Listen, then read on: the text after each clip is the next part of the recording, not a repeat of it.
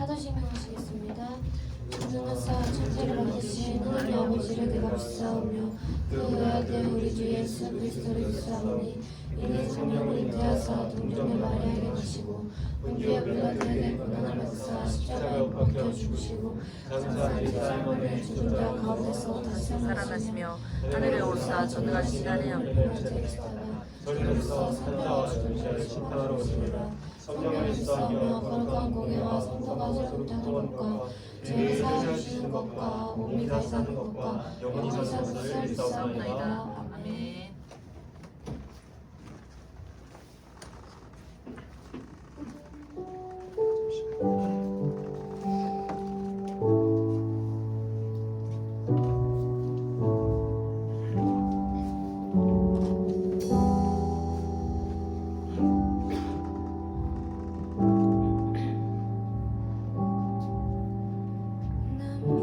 무엇과도 주님을 바꾸지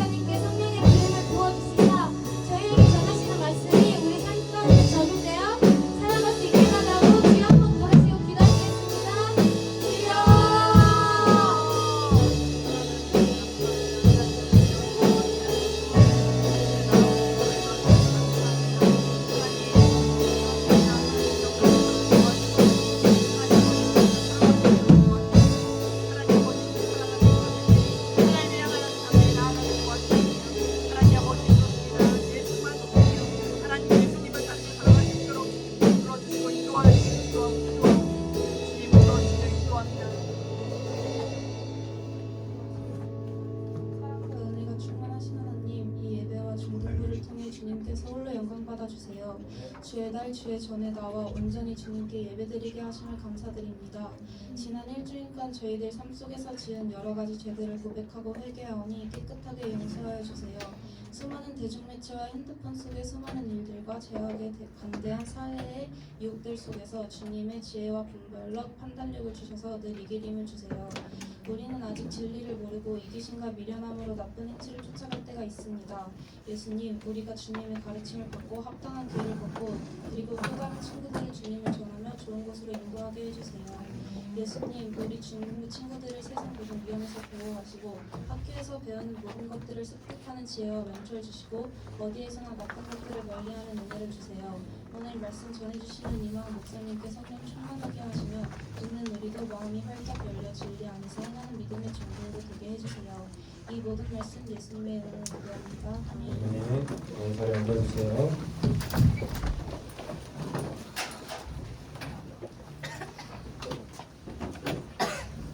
네, 들어진 예물 놓고 제가 기도하도록 하겠습니다. 네, 기도하시겠습니다. 우리 주와 생일 감사원금 드렸고요. 하준이 11조, 시준이 감사원금, 검추동금, 성경으로 한 귀한 예물 올려드렸습니다. 하나님, 이 드려진 예물이 하나님의 나라와 하나님의 뜻을 위해 귀하게 쓰임받게 하여 주시고 그의 손길 가운데도 주님 크신 은혜로 함께 하여 주시옵소서. 지금 우리가 주님을 예배합니다. 주님의 십자가 앞에 우리가 나아갑니다. 우리가 십자가 앞에 나아갈 때 우리 모든 것을 다 내려놓고 하나님을 만나는 그런 시간 되게 하여 주시옵소서. 예배 주인 되신 주님을 의지하며 이 모든 말씀 우리를 권하신 주 예수 그리스도의 이름으로 기도드립니다. 아멘. 네, 이번 달이 이제 가정의 달이어서 최근 몇 주간 가정의 달 관련 말씀들을 함께 나누어 보았습니다. 오늘 이 시간에는요, 다시 한번 로마서 말씀으로 돌아가 보려고요. 지금까지 저희가 총 3번에 걸쳐서 로마서 말씀 함께 살펴보았습니다. 기억나나요? 네. 기억나요? 네. 어느덧 이 로마서의 말씀도 이제 마지막 부분만을 남겨두고 있어요. 그래서 오늘 이 시간에는 마지막으로 로마서 말씀을 함께 살펴보려고 합니다. 오늘 말씀은요, 정말로 중요한 말씀이에요. 로마서가 총 16장이거든요. 그 중에서 4분의 3 지점에 오늘 본 말씀인 로마서 12장 1절에서 2절까지의 말씀이 위치해 있습니다. 그리고 이 말씀은요, 그 전까지의 말씀들, 그러니까 로마서 1장부터 11장까지의 말씀에 대한 결론이에요. 그리고요, 이어지는 로마서 12장 3절부터 이어지는 말씀들은 오늘의 이 말씀을 조금 더 구체적으로 설명하고 있는 것입니다. 즉, 오늘 이 말씀이 로마서의 핵심 중의 핵심이자 바울 신학의 핵심이라는 것입니다. 그리고 더 나아가서 오늘 이 말씀은요, 우리 그리스도인들에게 너무나도 소중한 말씀이에요. 왜냐면요, 오늘 이 말씀이 예배에 대해서 이야기하고 있기 때문입니다. 여러분들 뭐 주변에서 예배 드려야 한다, 예배 나와야 한다 이런 얘기 많이 듣잖아요. 그렇죠? 그렇다면 여러분, 예배란 무엇일까요? 우리는 왜 예배를 드려야 될까요? 도대체 왜 우리가 예배를 드려야 할까요? 합당한 예배는 무엇일까요? 궁금하지 않나요? 오늘 이 말씀이 바로 그것에 대해서 설명해주고 있다는 거예요. 그러니까 우리 그리스도인들에게 너무나도 소중한 말씀인 거죠. 그래서 이런 소중한 말씀을 여러분들과 이 시간 가운데 함께 나눌 수 있어서 정말 기쁩니다. 바라기는 오늘 이 시간을 통하여 우리가 합당한 예배인지가 합당한 예배가 무엇인지를 깨닫고 참된 예배자가 되기를 살아계신 예수님의 이름으로 축복합니다. 네, 말씀 볼게요. 자, 오늘 말씀은요, 저 말씀을 시작해요. 다음 결과 보겠습니다. 시작. 모든 자기 하심으로 너희를 평안하니 너희 몸을 하나님 기뻐하시고 거룩한 사랑으로 드리라. 아멘. 여러분, 말씀을 보면요, 오늘의 이 말씀이 한 가지 접속사로 시작하는 것을 보게 됩니다. 뭐로 시작하죠? 그러므로. 그러므로가 여러분 어떨 때 사용이 돼요, 보통? 그쵸. 오, 좋아요. 예를 들어, 나는 학생이다. 그러므로 나는 열심히 공부를 한다. 이렇게 나는 학생이다라는 어떤 사실을 제시하고 유사가 말한 것처럼 그러므로 난 열심히 공부한다. 이러한 어떤 반응이나 결과를 제시할 때 사용되는 접사가 이 그러므로잖아요. 그러니까 아까 제가 서두에서 이야기했듯이 사도 바울은요, 1장에서 11장에 걸쳐서 어떤 사실들을 쭉 제시를 해요. 쭉 제시를 합니다. 그리고 그러므로라고 외치면서 딱 주목을 이제 하는 거죠. 그리고 독자들을 주목을 딱 시킨 다음에 어떠한 결론을 제시하고자 했다는 거예요. 그렇기 때문에 오늘 이 본문을 잘 이해하려면 우리가 뭘 먼저 봐야겠어요? 그 앞서 사도 바울이 1장에서 11장에 거쳐서 무엇을 이야기했는지를 먼저 우리가 바르게 이해해야 오늘 말씀을 우리가 바르게 이해할 수 있다는 것입니다. 그래서 오늘 이 시간에는 그걸 먼저 보려고 해요. 사도 바울이 로마서 1장부터 11장에 걸쳐서 이야기한 것들이 되게 여러 가지 있거든요. 여러 가지 있는데 세 가지로 나눌 수 있어요. 첫 번째는요, 바로 죄입니다. 뭐라고요? 뭐라 됐어요? 죄. 아담 이래 모든 인간은 다 죄인이다. 그것을 지금 사도 바울이 이야기하고 있다는 거예요. 관련된 말씀이 많이 있지만 딱 하나 말씀만 먼저 보도록 하겠습니다. 함께 읽어볼게요. 시작. 모든 사람이 죄를 범하였음에 하나님의 영광에 이르지 못하더니. 아멘. 여러분, 말씀을 보면요, 한 사람이라도 죄를 안 지는 사람이 있대요? 없대요. 그렇죠? 없다죠. 모든 사람이 다 죄를 지었다는 거예요. 저와 여러분들을 포함해서 모든 사람들이 다 죄를 범했다는 것입니다. 그래서 하나님의 영광에 이르지 못했다. 하나님과 인간 사이의 관계가 죄로 인해서 깨어졌다. 그래서 우리가 하나님께로 나아갈 수 없게 되었다. 지금 그것을 말하고 있는 것입니다. 이것이 바로 사도 바울이 말하고자 했던 첫 번째 키워드, 죄예요. 죄. 이런 생각이 들 수 있잖아요. 아니 목사님, 한 명쯤 있지 않을까요? 뭐 대단하신 분들 많잖아요. 뭐 유관순 열사라던가 이순신 장군이라던가 그 대단하신 분들도 정말 죄인이에요. 그래서 사도 바울이 두 번째 키워드로 무엇을 이야기하고 있냐면요, 바로 이 율법을 얘기하고 있습니다. 뭐라고요? 율법. 네, 이 율법을 지금 사도 바울이 이야기하고 있는 거예요. 관련된 말씀을 하나 보고 넘어가도록 할게요. 함께 말씀 읽어보겠습니다. 시작. 그러므로 율법의 행위로 그의 앞에 이르다 하시면 그 육체가 없나니 율법으로는 전혀 네, 여러분 말씀을 보면요, 율법의 행위로 하나님 앞에 의롭다 하시면 얻을 육체가 있대요, 없대요? 네, 없다는 거예요. 그 누구도 하나님 앞에서 율법의 행위로는 의롭다 하심을 얻을 자가 없다는 겁니다. 좀 전에 우리가 그 모든 사람들이 다 죄를 범했다 했잖아요. 그것을 알 수 있는 방법이 바로 이 율법이라는 거예요. 제가 여러분들한테 최근에 십계명 얘기 되게 많이 했잖아요. 그렇죠? 기억나죠?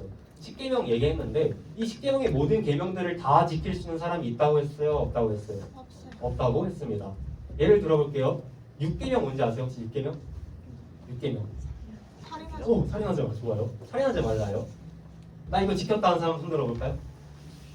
다 지켰나? 사람 인자니까 살인하지 말라? 개미나 이런 거는 여러분, 근데 지금 이 살인하지 말라라는 이 계명이 단순히 사람 안 죽이면 끝일 것 같아요? 끝일까요?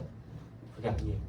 사실 이 계명에는요, 어떤 것들도 포함되고 있냐면 친구들 미워하거나 뭐 야구 같은 거 보면서 분노하거나 이런 그 모든 것들이 다 포함되어 있는 것이 바로 이 6계명이라는 겁니다. 그러니까 여러분들이 꼭 사람 안 죽여도 그냥 친구들 미워하거나 부모님 미워하거나 아니면 막 분노하거나 화내면요, 이 6계명 어긴 거예요.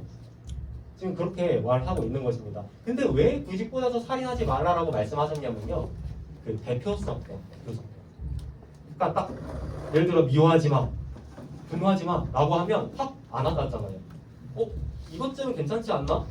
이거 가지고 뭐 저주받고 심판받고 하고 이건 좀 너무한 거 아닌가? 이런 생각이 들 수 있잖아요. 그래서 하나님께서 그 모든 계명들의 대표격으로 살인하지 마라, 간음하지 말라, 끔찍끔찍한 것들을 명령하신 거예요. 그래가지고 우리에게 그것들이 확 와닿게 하심으로써 지키게 하신 거죠. 그러니까 이게 모든 것들에 다 포함이 되어 있는 거예요. 여러분들이 사람을 죽이지 않아도 미워하고 또 분노하는 마음만 품어도 이 율법의 6계명을 어겼다는 것입니다. 그렇게 생각해보면 우리가 이걸 지킬 수 있을까요? 이런 계명들을 지킬 수 있을 것 같아요? 단 한 명도 한 번도 사람 미워해 본 적 없다. 없잖아요. 안 되는 거죠.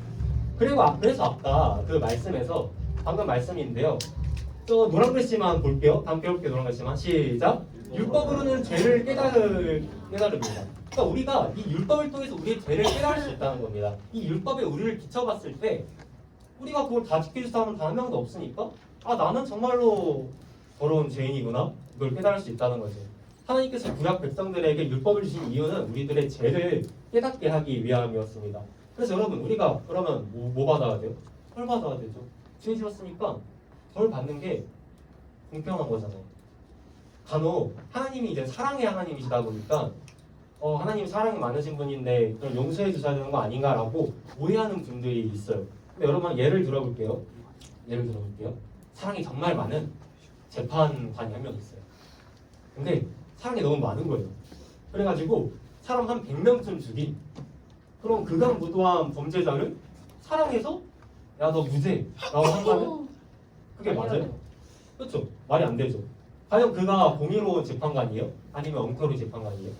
엉터리 재판관이죠. 그렇죠? 마찬가지로 하나님께서는 너무나도 사랑이 많으세요. 여러분들 정말로 사랑하십니다. 동시에 근데 공평하신 분이라는 거예요. 공의로우신 분이시라는 거예요. 가장 의로우신 재판관이시기 때문에 반드시 죄를 지으면 그에 대한 대가를 물으시는 분이 바로 하나님이라는 겁니다. 이게 바로 사도 바울이 말하고자 했던 두 번째 키워드 율법이었어요. 그럼 마지막 세 번째 키워드가 뭐냐? 이대로 끝나면 희망이 없겠죠. 그 세 번째 키워드를 이제 사도 바울은 사랑으로 제시합니다. 뭐라고요? 사랑. 사랑. 말씀을 하나 보도록 하겠습니다. 다 함께 로마서 5장 8절 말씀 읽어보도록 하겠습니다. 시작. 우리가 아직 주인이었을 때 그리스도께서 우리를 위하여 죽으심으로 하나님께서 우리에 대한 자기의 사랑을 확증하셨습니다. 하나님께서는요 여전히 우리 인간을 너무나도 사랑하셨어요. 아무것도 아닌 우리인데 너무나도 우리를 사랑하셨던 거예요. 그래서 하나뿐인 아들 독생자 예수 그리스도를 우리에게 내어주십니다. 그리고 말씀에서 보면 나와 있듯이 그리스도께서 우리를 위하여 죽으심으로 하나님께서 우리에 대한 자기의 사랑을 확증하셨다는 거예요. 그냥 말로만 사랑한다 사랑한다 한 게 아니라는 거예요. 요즘은요 사랑한다는 말이 너무 쉽게 쓰이는 것 같아요. 뭐 하냐면 사랑한다 사랑한다라고 하는데 참 아이러니하게도 세상을 조금만 둘러보면 사랑이 전혀 없는 것 같아 보이는 그런 모습을 보게 됩니다. 그저 말뿐인 사랑, 행동 없는 사랑을 그 사랑이 넘치는 세상을 우리는 살아가고 있다는 거예요. 근데 여러분 하나님께서는 여러분들을 그저 말로만 사랑하신 게 아니라는 겁니다. 윤서야 사랑한다, 뭐 범준아 사랑한다, 주아야 시연아 사랑한다 이렇게 말로만 하신 것이 아니라 하나뿐인 아들을 내어주십니다. 예수 그리스도를 여러분들을 위해 내어주신 거예요. 그래서 그 예수 그리스도께서 십자가에 우리가 있어야 되는 그 자리에 매달려 있어서 우리의 모든 죄를 다 짊어지시고 거기서 모진 고통 당하시고 죽어주신 겁니다. 우리를 위해서요. 우리를 사랑하셨기 때문에 그렇게 하셨다는 거예요. 사랑. 이게 바로 사도 바울이 말하고 있던 세 번째 키워드였어요. 정리를 해볼게요. 세 가지 얘기했습니다. 첫 번째가 뭐였죠? 죄. 모든 인간은 다 죄인이다. 첫 번째 뭐라고요? 죄. 두 번째가 뭔지 혹시 기억나요? 율법. 그 죄에 대해서 깨달을 수 있는 율법. 이게 두 번째였어요. 그럼 세 번째가 뭐예요? 사랑. 그런 죄인된 우리를 구원하신 하나님의 그 놀라우신 사랑. 이 세 가지를 얘기했다는 겁니다. 죄와 율법과 사랑. 그게 사도 바울이 1장부터 11장까지에 걸쳐서 이야기했던 세 가지 키워드였어요. 그렇게 쭉 이야기를 하고 드디어 오늘 말씀에서 오늘 이제 본문 말씀에서 사도 바울이 이렇게 외치는 겁니다. 그러므로 죄로 인하여 죽을 수밖에 없었던 우리를, 아니 이미 죽었던 우리를 하나님께서 사랑하셔서 구원해 주셨어. 그러므로 그 뒤에 파란 글씨 다 함께 읽어볼게요. 파란 글씨 시작. 내가 하나님의 모든 자비하심으로 너희를 권하노니. 지금 저 말은요 사도 바울이 하나님의 이러한 사랑, 분율, 자비 이것에 근거해서 이야기하고 있다는 거예요. 이러한 사랑에 기대어 이야기하고 있다는 겁니다. 계속해서 볼게요. 내가 하나님의 이러한 사랑과 자비와 분율에 기대어 너희를 권하노니. 초록글씨 읽어보겠습니다. 시작. 너희 몸을 하나님이 기뻐하시는 거룩한 산 제물로 드리라. 한번 더 읽어볼게요. 초록글씨 시작. 너희 몸을 하나님이 기뻐하시는 거룩한 산 제물로 드리라. 여러분 몸을 드리래요. 무슨 의미일까요? 이것을 하기 위해서는 우리는요 두 가지를 먼저 깨달아야 돼요. 첫 번째로는요 내가 얼마나 더럽고 추악한 죄인인지를 깨달아야 됩니다. 아까 말했던 그 두 가지 키워드, 첫 번째와 두 번째 키워드, 죄와 율법을 통해서 우리가 얼마나 더럽고 추악한 죄인인지를 먼저 깨달아야 된다는 거예요. 그래서 나는 하나님의 은혜 없이는 살아갈 수 없는 자라는 것을 우리가 먼저 이 두 가지 죄와 율법을 통해서 깨달아야 된다는 겁니다. 나는 나의 그 비참한 죄로 인하여 죽을 수밖에 없었던 운명이었다.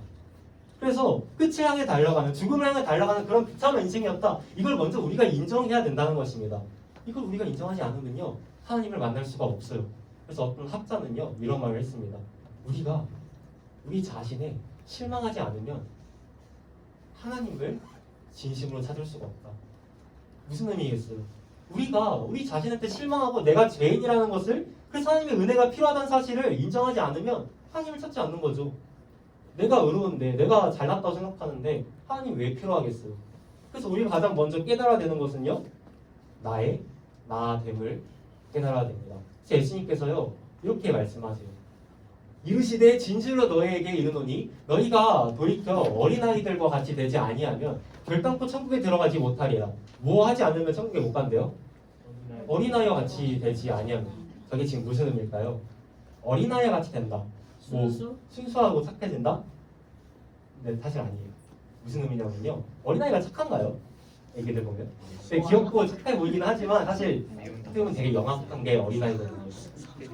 어린아이의 가장 큰 특징이 뭔지 아세요? 어린아이의 가장 큰 특징? 어린아이.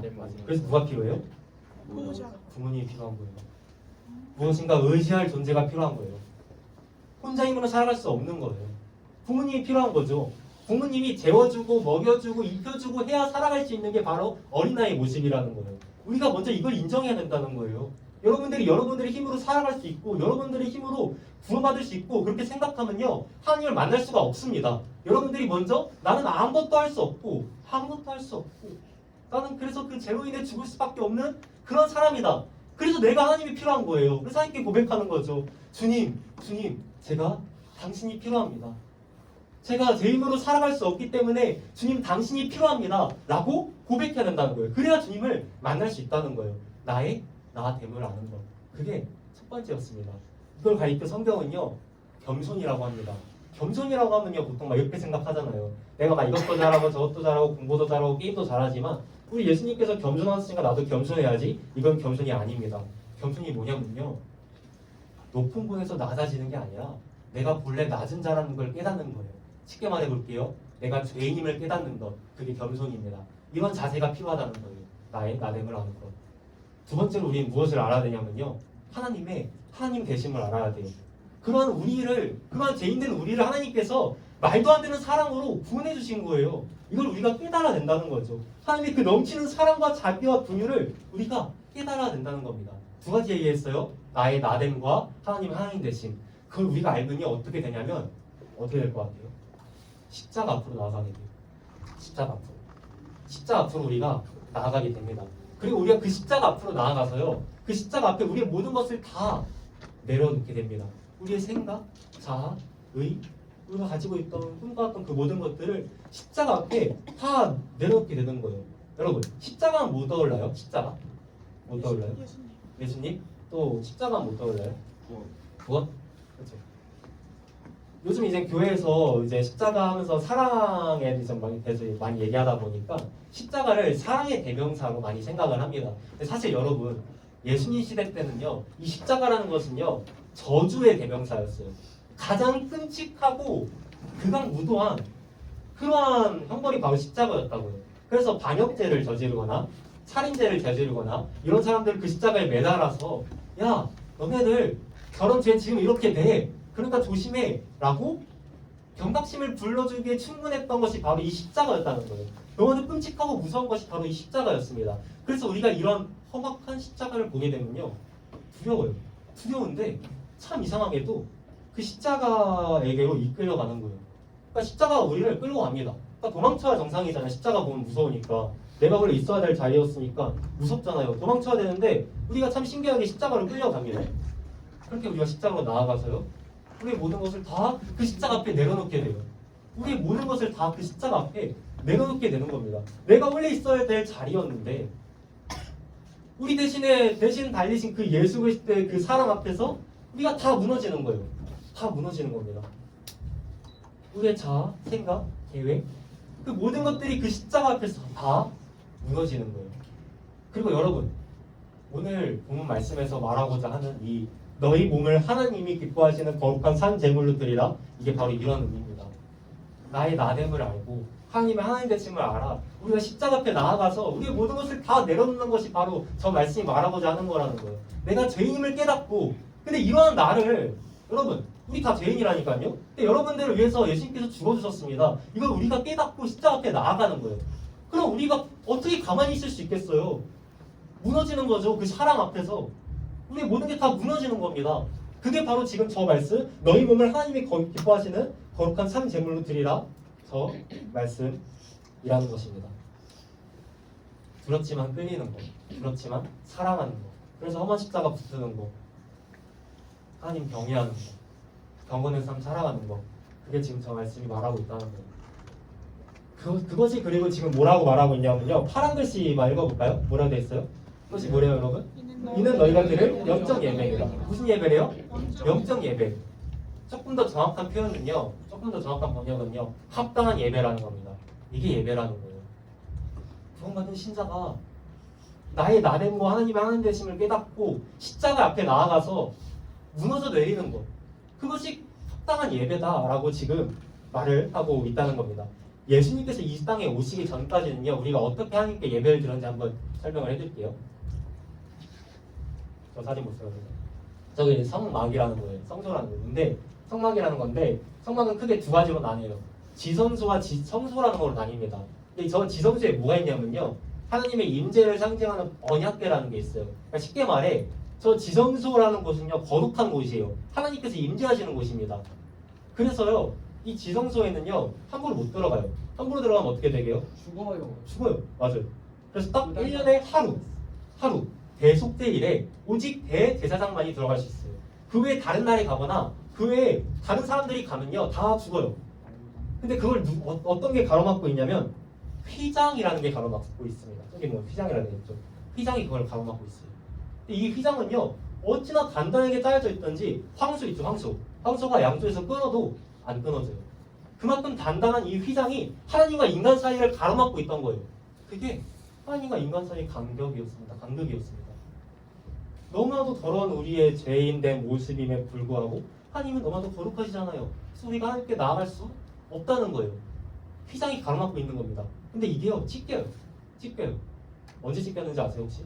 예수님이 돌아가셨을 때, 예수님께서 죽으셨을 때 이 휘장이 찢깁니다. 하나님과 인간 사이를 가로막고 있던 담이 무너진 거예요. 그래서 우리가 하나님께 나아갈 수 있는 겁니다. 그 성경이 뭐라고 말하냐면요, 19절부터 22절까지 말씀 다 함께 읽어보도록 하겠습니다. 한 목소리 읽어볼게요. 시작. 예수의 피를 힘입어 성소에 들어갈 강력을 얻었다니 그 길은 우리를 위하여 휘장 가운데로 열어놓으신 새로운 살 길이요, 휘장은 곧 예수님의 육체니라. 또 하나님의 진리 다스리는 큰 제사장이 계시매 우리가 마음의 뿌림을 받아 악한 양심으로부터 벗어나고 몸은 맑은 물로 씻음을 받았으니 참 마음과 온전한 믿음으로 하나님께 나아가자. 아멘. 여러분, 우리가 지금 너무나도 편안하게 간편하게 예배드리고 있잖아요. 그럴 수 있는 게 예수님께서 죽어주셨기 때문이에요. 우리를 위해서. 그래서 우리가 하나님께 나아가서 이렇게 예배드리고 하나님을 우리의 아버지라고 부르고 예수님의 이름으로 기도할 수 있는 것입니다. 예수님께서 우리를 사랑하셔서 우리 위해 죽으시고 다시 살아나셨기 때문에 우리가 그렇게 할 수 있다는 거예요.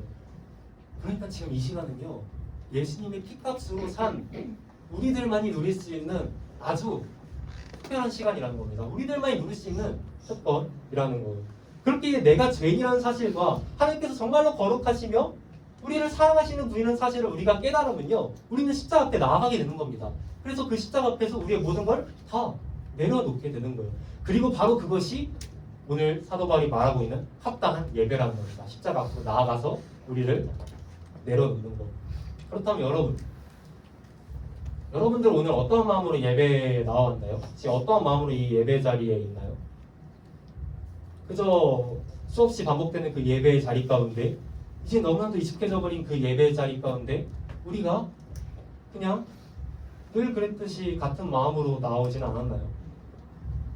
우리가 정말로 내가 죄인이라는 사실을 우리가 깨닫고 그런 우리를 하나님께서 구원해 주셨다는 그 사실을 우리가 정말 진심으로 느낀다면요, 우리의 예배 자세가 바뀌게 될 수 있다는 것이죠. 지금 이 자리에 하나님이 계세요. 여러분, 있나요? 지금 이 자리에 하나님이 계세요. 예수님의 이름으로 모인 자리 가운데 하나님이 함께 계신다고 분명히 약속하셨습니다.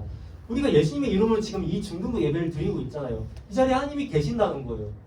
그럼 우리의 자세가 어떠해야겠어요? 쉽게 예배를 드릴 수가 없다는 거죠. 십자가 앞으로 나아가 우리의 모든 것을 다 그 앞에 내려놓아야 된다는 겁니다. 이게 합당한 예배라는 거예요. 그리고요, 그렇게 우리가 십자가 앞에 나아가서 우리의 모든 걸 다 내려놨어요. 그 다음 이제 무엇을 해야 하나? 그게 이제 로마서 2장, 12장 2절 말씀에서 설명을 해주고 있습니다. 마지막 말씀인데요. 다 함께 읽어보겠습니다. 시작! 너희는 이 세대를 만지지 말고 그걸 새롭게 함으로 변화로다. 하나님의 사랑을 기뻐하시고 온전하신 뜻이 무엇인지 분별하도록 하라. 아멘. 여러분, 봅시다. 말씀 보세요. 너희는 이 세대를 본받지 말고 오직 마음을 새롭게 함으로 변화를 받아 뭐하래요? 하나님의 선하시고 기뻐하시고 온전한 뜻이 무엇인지를 분별하래요. 그러니까 우리가 구원을 받았으면 이제 세상 따라가지 말고 이전 것은 갔으니 보라 새 것이 되었도다. 이 말씀처럼 우리가 마음을 새롭게 함으로 변화를 받아가지고 하나님의 뜻이 무엇인지를 분별하라는 거예요. 근데 그 하나님의 뜻이 어디에 담겨 있어요? 성경. 성경에 그 말씀들이 그 하나님의 뜻에 담겨 있잖아요. 그래서 여러분 잘 들어보세요. 예배가 무엇인지 이제부터 얘기해 볼게요. 예배라는 것은요, 우리가 지금 이렇게 드리고 있는 이 중등부 예배 있죠. 이러한 공적인 예배에 우리가 나와서 하나님의 말씀을 듣는 거예요. 어떻게 듣냐면요, 어떻게 받아들이냐면요, 우리의 믿음으로 그 말씀을 받아들여요. 여기서 끝나는 걸까요? 아니에요. 다시 우리가 세상으로 나아가서요, 믿음으로 그 말씀을 순종하며 살아가는 겁니다. 그러니까 우리가 말씀을 들어요, 믿음으로. 그리고 우리가 일상생활을 살아가는 가운데서 그 말씀을 믿음으로 순종하며 살아가는 거예요. 그러니까 말씀에 순종하는 게 예배라는 겁니다. 우리가 그래서 해야 되는 것이 무엇일까? 이 예배 자리에서 첫째로는 내가 참 죄인인데 이런 나를 구원해 주신 하나님의 그 놀라우신 사랑과 은혜에 우리가 감사해야겠죠. 경배하고요, 찬양하는 겁니다. 지금 여러분들 하고 있듯이. 그리고 두 번째로 오늘 하나님께서 나에게 무슨 말씀을 주실지 우리가 귀를 기울여야죠. 우리가 그 믿음으로 그거를 받아야 된다는 겁니다.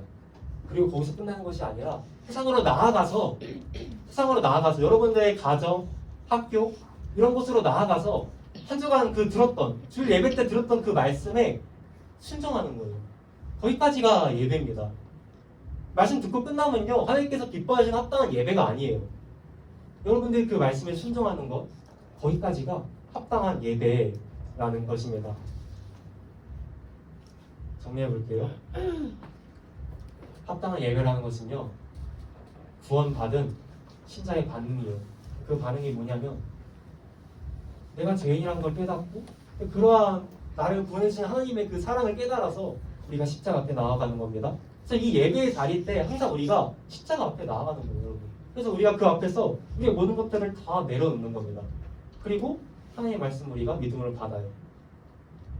저 같은 이제 하나님의 종을 통해서 선포되는 그 말씀 여러분들이 믿음으로 받습니다. 그리고 세상으로 나아가서 그 말씀에 순종하며 살아가는 것. 그것이 바로 합당한 예배라는 겁니다. 사랑하는 중등부 친구들, 우리 중등부의 올해 주제표가 뭐예요? 하나님께서 주목하시는 예배 공동체가 되자. 네, 이게 우리 중등부의 주제표인데요. 제가 이제 우리 중등부의 교역자가 된 지 벌써 6개월이나 됐더라고요. 시간이 정말 빠른데, 제가 처음 이제 우리 중등부를 섬기게 되었을 때 하나님께서 저에게 주신 꿈이 하나 있어요. 우리 중등부가 하나님께서 기뻐하시고 주목하시는 예배 공동체가 될 것이라는 그러한 마음이었습니다. 그런 마음 하나님께서 저에게 주셨어요. 그로부터 6개월이라는 시간이 흘렀습니다. 지금 우리들의 예배는 어떠한가요? 우리가 정말 매 예배 때마다 십자가 앞에 나아가 우리의 모든 것들을 다 내려놓고 있나요? 말씀을 정말 귀 기울여 듣고 그래서 삶 가운데 나아가서 그 말씀 지키며 살아가고 있나요? 아니면 그냥 늘 드리는 그런 형식적인 예배 가운데 너무도 편해지고 간편해진 그 예배 가운데 우리가 그저 늘 그랬듯이 예배 드리고 있지는 않나요? 다른 누구의 이야기가 아니라 저의 이야기입니다. 제가 일주일에 예배를 많으면 15번 이상 드려요. 학교에서 그리고 교회에서 15번 이상의 예배를 드리다 보니까 저부터가 그 예배 소중함을 잃어가고 있더라고요. 우리 중등부 예배도 마찬가지죠. 너무도 소중한 예배인데 우리 이 예배 너무 소중하잖아요. 근데 저부터가 처음 제가 여러분들한테 말씀을 전했을 때 그 동일한 마음으로 전하고 있나? 내가 정말 그때의 마음으로 이 예배를 소중히 여기는 마음으로 제가 첫 번째 그때 말씀 전할 때도 예배에 관한 말씀 전했거든요. 제가 정말 동일한 마음으로 지금 이 예배에 임하고 있나? 라고 생각해보면 그렇지 않더라고요.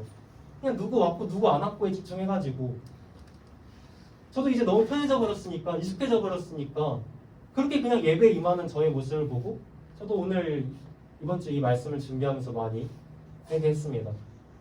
여러분 우리가 지금 드리고 있는 예배는요 너무 소중한 시간이에요. 예배가 뭐냐고요? 구원받은 신자들의 반응입니다. 왜 우리가 예배 드려야 되냐고요? 궁금하잖아요. 왜 우리가 도대체 예배 드려야 하나? 구원받았으니까요. 구원받았으니까 우리가 거기에 반응해야죠. 우리를 구원해주신 하나님을 예배한 것보다 이 세상에서 중요한 게 무엇이 있겠어요? 인생의 가장 중요한 목적은요 하나님을 예배하는 겁니다.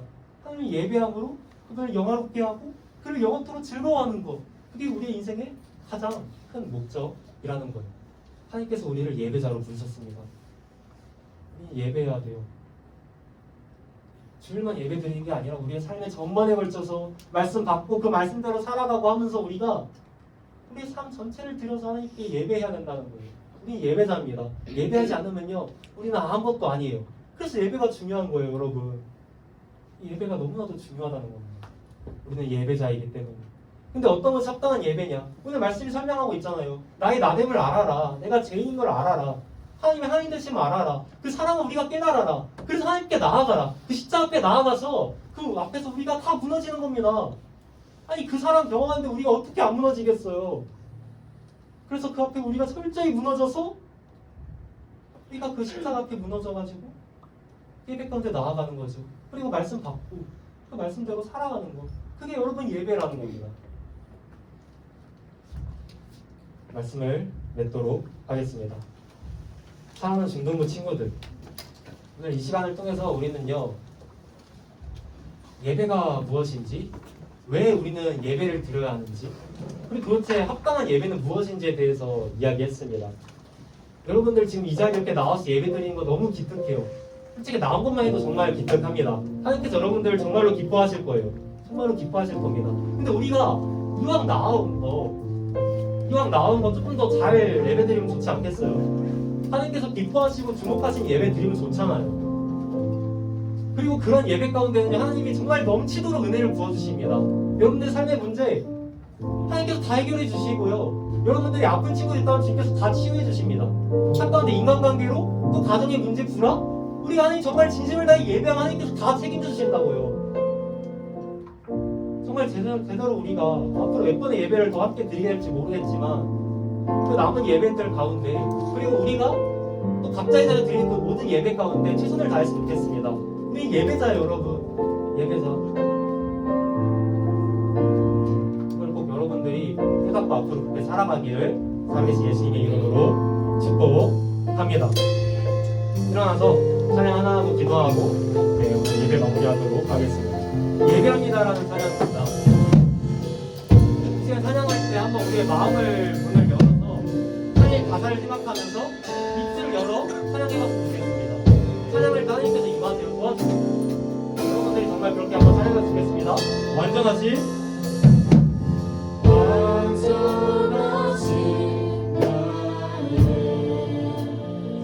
의의 길로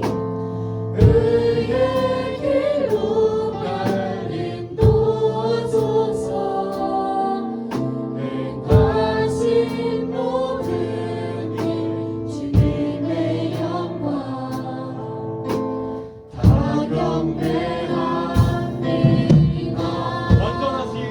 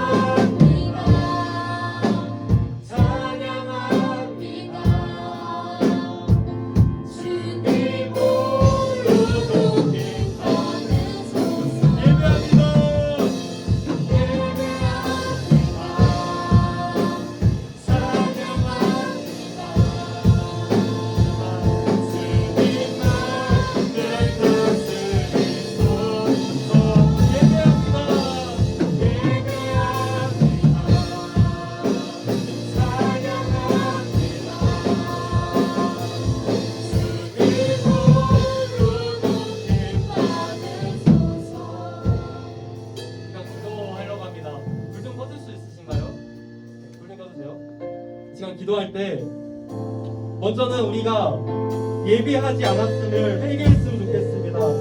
우리가 구원받았는데 예배하지 않는 것은 말이 안 됩니다. 우리가 이 시간 우리가 정말 바르게 예배하지 못했음을, 우리가 이 예배의 자리 가운데에서 그리고 삶에서 우리가 제대로 예배하지 않았음을 이 시간 회개했으면 좋겠습니다.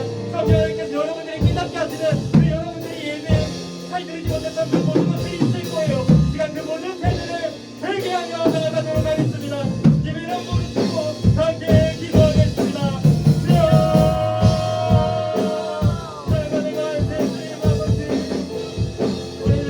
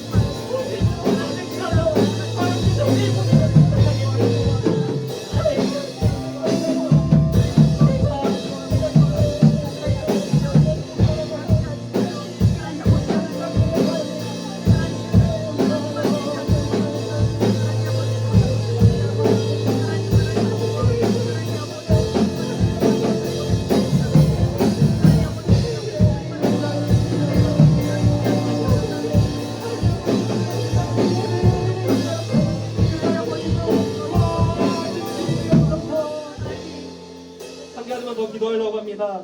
시간 기도할 때 우리가 합당한 예배를 드리겠다고 이 시간 하나님께 고백하며 나아갔으면 좋겠습니다. 주님, 제가 합당한 예배가 무엇인지 알았더니 예배가 왜 중요한지를 알았더니 그렇게 예배드리기를 원합니다. 내 예배 가운데 우리가 진짜 앞으로 나아가 우리가 그렇게서 우리의 모든 것들을 다 내려놓고 철저하게 끼어서 우리가 그렇게 예배하기 원합니다. 그리고 우리가 매 예배마다 듣게 주신 말씀에 기대를 기울여 그 말씀을 받고 그 말씀을 나아가 그 말씀대로 살아가기를 원하오니 우리를 도와주시옵소서. 예배를 한 번 더 드리고 함께 기도하시겠습니다.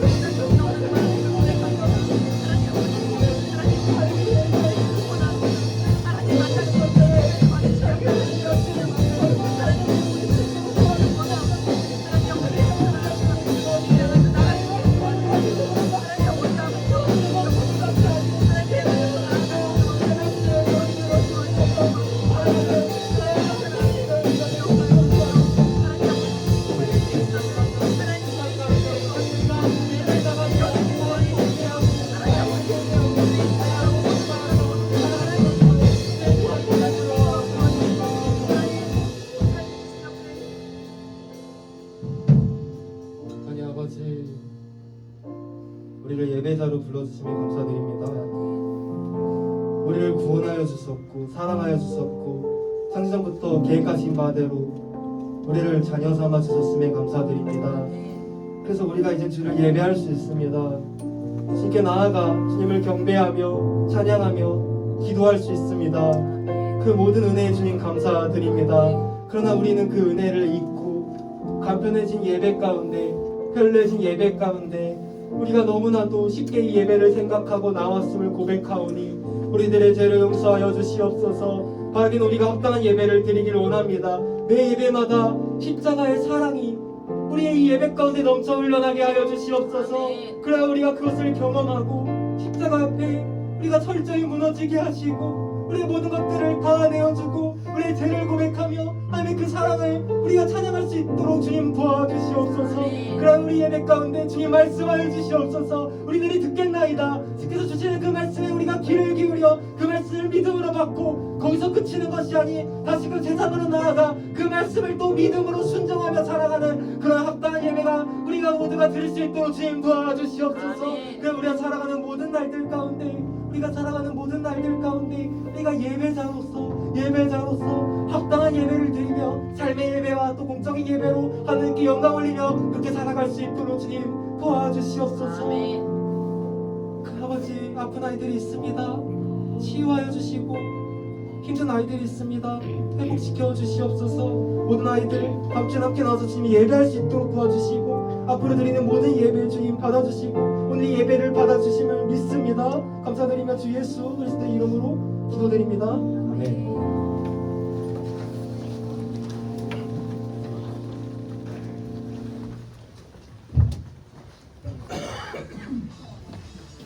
예배를 기이하기는 중등부에게 소망합니다. 네, 광고 시간이고요. 네, 선생님도 광고를 한 지 한 6개월 정도 됐는데 광고를 잘 준비하는지 한번 돌아보도록 할게요. 개그였는데 반응이 없네요. 네, 반갑습니다. 인사할게요. 네, 할렐루. 오늘 되게 많이 왔네요, 친구들. 네, 이제 또 날씨 더워지고 있는데 우리 친구들 더 많이 와서 너무 예쁜 것 같아요. 네, 오늘은 무슨 주일이죠? 네, 스승의 주일. 네, 우리 각반 선생님들. 네, 우리 친구들 위해 열심히 또 기도하고 매주 나와서 우리 함께 섬기고 있습니다. 선생님들이 원하는 거 딱 하나예요. 여러분들 교회 잘 나오고 하나님 기쁘게 만나는 거. 그거 하나니까 우리 친구들 하나님 더욱더 우리 선생님들 통해서도 또한 이 교회 예배를 통해서 하나님 깊이 만났으면 좋겠습니다. 네, 그리고 정규인 연합 예배가 우리 다음 주에 준비되어 있습니다. 다음 주는 얘들아 여기서 드리지 않고 우리 본당에서 드릴 거예요. 예배 일로 오시지 마세요. 아무도 없으니까. 네, 그리고 우리 3부 때 3부 시간이 11시 11시예요 근데 10시 한 50분까지 그냥 오시던 대로 오시면 되시고요. 본당 오시면은 본당 2층에서 선생님들이 자리를 잡아 놓을 거거든요. 근데 그냥 본당 오시면 선생님들이 안내해 드릴게요. 그러니까 본당으로 오시기 바랍니다. 네, 정규인 연합 예배입니다. 처음 들이니 혹시? 정규인 연합 예배. 코로나 때문에 못했는데 와서 또 새롭게 한번 예배 드렸으면 좋겠습니다. 마지막이에요. 오늘 미루 친구 한번 나와볼까? 우리 등반 친구가 있는데 박수로. 미루가 미루 그것만 나와서 선물 주려고 그래. 네, 이렇게 또 몇 주 동안 이렇게 꾸준히 나와서 우리 교회에서 등반을 하게 되었어요. 새 친구부터 이렇게 와준 미루 친구에게 고맙게 선물 전달합니다. 자, 우리 박수. 네, 고맙습니다. 네, 광고는 이상이고요. 네, 이 시간 목사님 나오셔서 주기도문 하시도록. 네, 스승의 주일.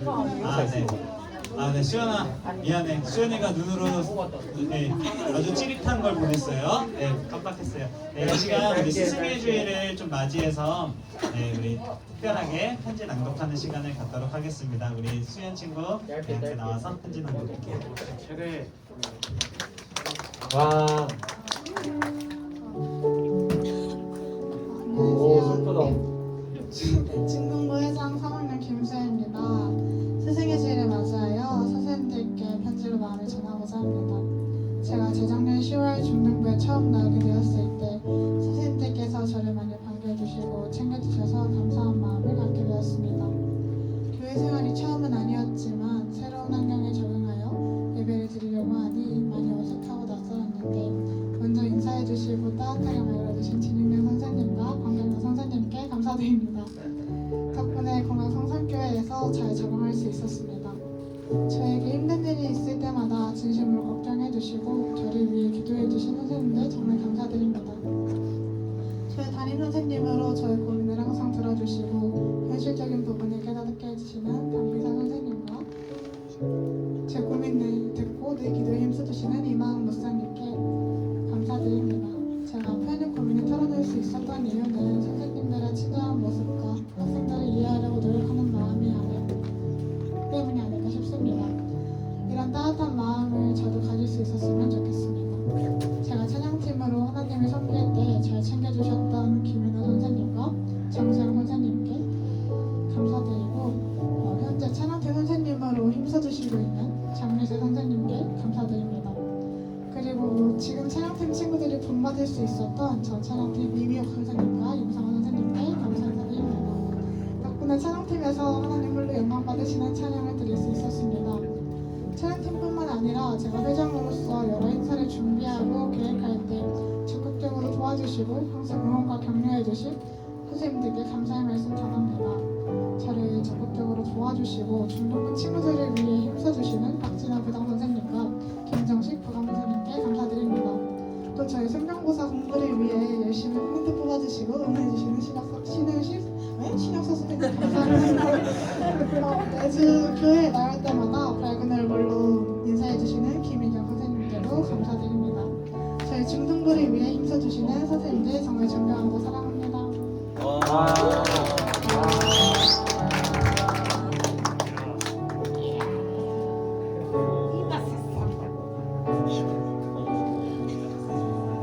안녕하세요.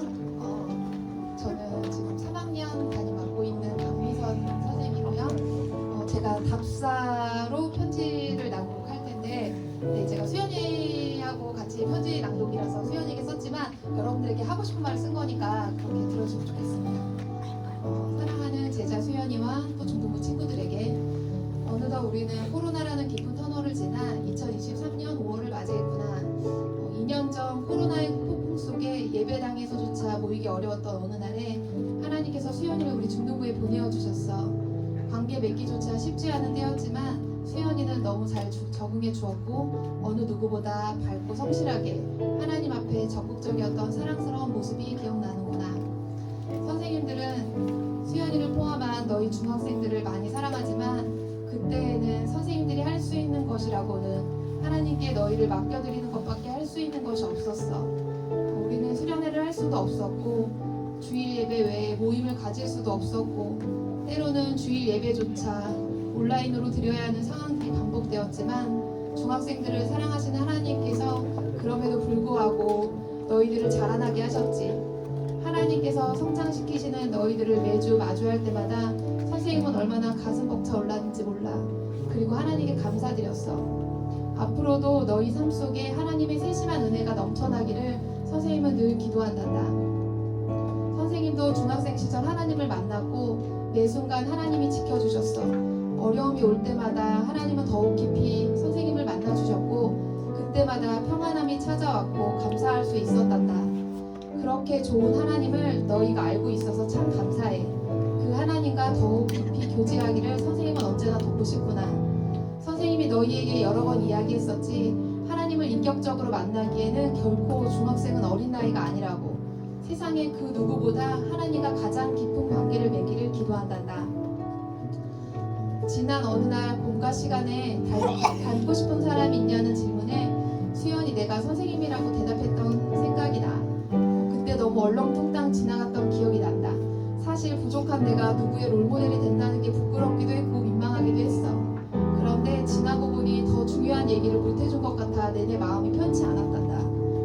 우선 그렇게 생각해 주어서 너무 고맙고 선생님도 그래서 더욱 분발해서 성장해야겠다고 생각하고 긴장하게 되었어. 그런데 수연아, 사실 선생님의 목표는 예수님을 닮는 거야. 그거는 이룰 수 없는 목표라는 걸 잘 알고 있어. 하지만 어제보다 오늘, 오늘보다 내일 예수님을 조금 더 닮아가기를 위해 노력하며 기도하고 있어. 우리 수연이와 너희 중학생들 모두가 매일매일 예수님을 닮아가며 하나님께서 기뻐하시는 모습으로 성장하기를 바라고 기도한다. 너희 혼자만의 힘으로는 어렵겠지만 너희 속에서 이미 역사를 이루어주시는 성령님께서 너희를 돕고 계시니 언제나 그분의 음성에 순종하며 따라가기를 바래. 어느덧 3학년이 되어 너희를 보내야 하는 시간이 다가오고 있다는 생각에 조바심이 날 때가 있어. 하지만 금세 선생님은 깨달았지. 수연이 그리고 너희는 하나님께서 눈동자처럼 지키실 거란 사실을 말이야. 다만 기도로 선생님은 알을 뿐 너희를 지키시고 너희를 인도하시는 거는 하나님께서 하실 거야. 분명 가장 좋은 길로 너희를 인도하실 거야. 수연이 네가 상상할 수 없는, 너희가 상상할 수조차 없는 좋은 길로 너희를 인도하실 테니 마음껏 하나님을 기대해 보렴. 수연이가 우리 중등부의 리더로서 고민하는 것이 많다는 것을 잘 알아. 하지만 모든 걱정과 염려는 하나님께 기도하고 하나님께서 하실 거란 것을 믿고 신뢰해 보렴. 선생님은 수연이가 지혜로운 리더자가 되도록 기도할게. 수연이도 하나님께 지혜를 구하는 리더자가 되었으면 좋겠구나. 하나님께 하나님께서는 지혜가 부족하거든 모든 사람에게 후히 주시고 꾸짖지 아니하시는 하나님께 구하라고 야고보서에 말씀하셨거든. 너희의 인생의 모든 일에 모든 관계에서 지혜를 발휘하는 훌륭한 리더가 되려구나. 앞으로 남은 너희의 모든 삶을 선생님은 응원하고 기도한다. 너희의 삶에서 넘치도록 은혜 주실 하나님의 일하심도 기대해. 언제나 예수님을 닮아가며 하나님의 기쁨이 되는 너희가 되려구나. 많이 사랑한다. 쌤이 언제나 너희 위해 기도할게.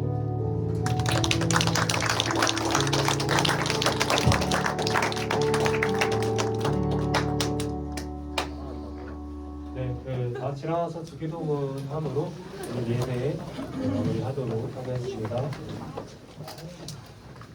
네, 다 함께 기도하겠습니다. 네, 주님,